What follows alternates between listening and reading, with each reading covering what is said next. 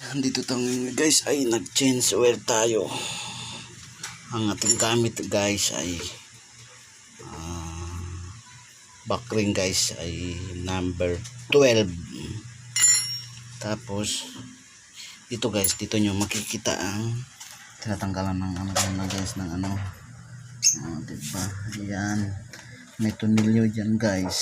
Yan ang tatanggalin sa change oil. Pero ang pagtanggal guys ay kailangan na pag ganyan, kailangan i-atras nyo ganyan para sabihin paluwag, paluwag. Pag pahigpit, pag ganyan naman, pag pahigpit pa ganyan. Yan muna natin guys. Yan ang ating video ngayon sa pag change oil dito sa ating Honda Beat FI.